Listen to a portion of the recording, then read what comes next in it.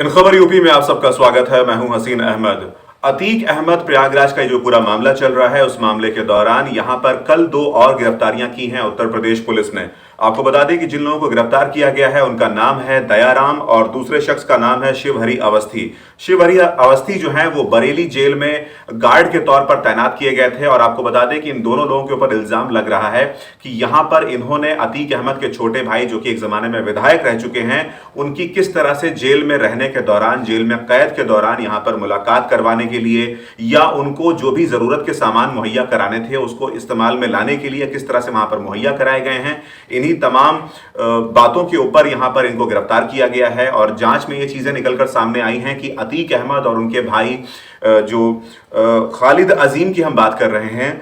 ये तमाम लोग अपने जो गिरोह थे उसको कैसे चलाते थे। जेल के अंदर से भी इतना ज्यादा स्मूथ ऑपरेशंस जो होता था, जिस तरह से इतनी आसानी और सहूलियत के साथ ये लोगों को कमांड देते थे, निर्देश देते थे और इनके एक निर्देश के ऊपर काम होता था, तो वो किस तरीके से हो रहा था। जेल में कौन इनको मोबाइल मुहैया करा रहा था, किसके माध्यम से ये संपर्क करते थे, किस तरह से इन्हें जेल में बाकी तमाम चीजों की व्यवस्था कराई जाती थी और कैसे ये तमाम लोगों के साथ वहां पर मुलाकात करते थे, मीटिंग करते थे। क्योंकि जेल के मैनुअल के हिसाब से आप बहुत ही कम लोगों के साथ मुलाकात कर सकते हैं और मुलाकात का जो वक्त होता है वो बहुत ही ज्यादा सीमित होता है। ऐसे में किसी के लिए भी बहुत ज्यादा आसान नहीं है कि आसानी के साथ वो बात कर सके लोगों से या इतने बड़े गिरोह को चला सके। तो ये चीजें कैसे मुमकिन हो पाती थी, इसके लिए उत्तर प्रदेश पुलिस ने लगातार कोशिशें की और इन्हीं कोशिशों का नतीजा है कि एसएसपी बरेली अखिलेश चौरसिया ने एक एसआईटी टीम का गठन किया और एसआईटी टीम के गठन के बाद ये तमाम चीजें निकलकर सामने आई कि यहां पर शिवहरी अवस्थी, जो कि गार्ड के तौर पर तैनात थे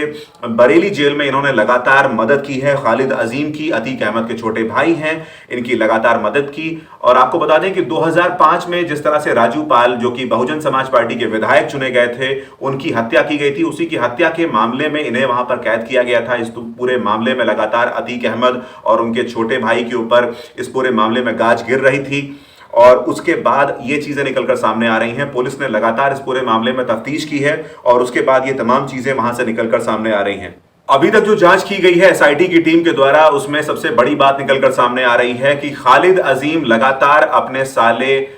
सद्दाम को निर्देश दिया करता था, सद्दाम से ही वो सारे काम करवाता था। लिहाजा ऐसे में सद्दाम को पकड़ना बहुत ज्यादा जरूरी है। ऐसे में स्पेशल इन्वेस्टिगेशन टीम जो है वो इस वक्त लगातार कोशिशें कर रही है, दबिश दे रही है कि किस तरीके से सद्दाम को हिरासत में लिया जाए। वहीं इसके साथ ही साथ अतीक अहमद के ऊपर लगातार कार्रवाई का सिलसिला इस वक्त प्रयागराज और आसपास के तमाम इलाकों में जहां कहीं भी उसके गुर्गे मौजूद हैं, जहां कहीं भी उसके शूटर्स मौजूद हैं, वहां पर लगातार कार्रवाई की जा रही है। इसके लिए बाकायदा उत्तर प्रदेश पुलिस की 10 टीमें लगी हुई हैं। साथ ही साथ प्रयागराज एसटीएफ, उसके साथ ही साथ लखनऊ एसटीएफ को प्रयागराज डाइवर्ट किया गया है ताकि इस स्थिति को बेहतर तरीके से समझा जा सके और लखनऊ और आसपास के तमाम इलाकों में जिस तरह से इनकी पैंठ यहां पर बनी हुई थी, जिस तरह से ये लोगों के साथ बहुत बड़ा एक गिरोह चलाते थे और जमीनों पर कब्जा इनका सबसे बड़ा काम है, सबसे बड़ा व्यापार, सबसे बड़ा धंधा था, उसके ऊपर नकेल कसने के लिए पुलिस लगातार कोशिशें कर रही है। आपको बता दें कि लखनऊ का बहुत महंगा इलाका महानगर, यहां पर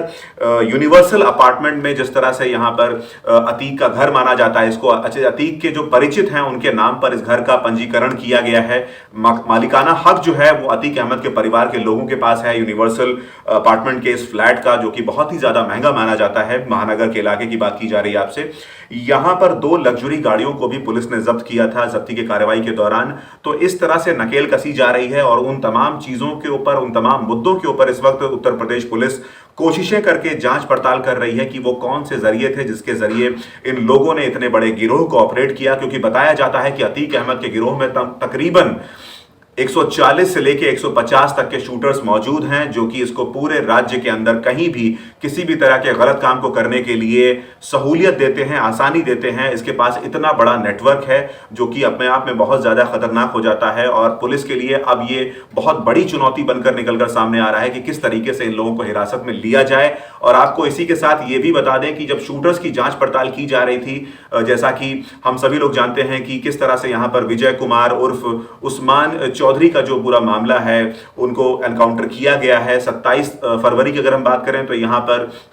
अरबाज का एनकाउंटर किया गया है। लेकिन अब जो शूटर्स इसमें और ज्यादा इसमें शामिल थे, जिन लोगों ने उमेश पाल हत्याकांड में बमबाजी की है, गोलियां चलाई हैं, उन लोगों के तार अब कलकत्ता से जुड़े दिखाई दे रहे हैं। आपको बता दें कलकत्ता बहुत टेक टू। आपको बता दें कि कलकत्ता शहर में जो गद्दी समुदाय है, जिस समुदाय से अतीक अहमद आते हैं, वहां पर उसकी बहुत ज्यादा बहुतायत वहां पर लोग वहां पर बसे हुए हैं। लिहाजा शूटर्स के बारे में ऐसी जानकारी मिल रही है यूपी एसटीएफ को कि वहां पर कुछ शूटर्स गए हुए हैं, उनके बारे में खोजबीन की जा रही है। और ऐसा अंदेशा भी जताया जा रहा है कि जिस तरह से पोर्ट बहुत ज्यादा नजदीक है, जिस तरह से बंदरगाह बहुत ज्यादा नजदीक है, ऐसे में यह भी संभावनाएं बनती हैं कि इंटरनेशनल ट्रेड के लिए जितने बड़े जहाज यहां पर आते हैं, कहीं ये शूटर्स यहां से निकलकर बाहर ना चले जाएं, क्योंकि इनको जो एक्सेस मिला हुआ है, जो यहां पर इनको निकलने का एक रास्ता मिला हुआ है, यहां से आसानी से ये लोग जो है किसी और मुल्क में सफर कर सकते हैं। तो इन तमाम चीजों के लिए यूपी एसटीएफ और उत्तर प्रदेश पुलिस लगातार कार्रवाई कर रही है और तमाम ऐसे शूटर्स के लिए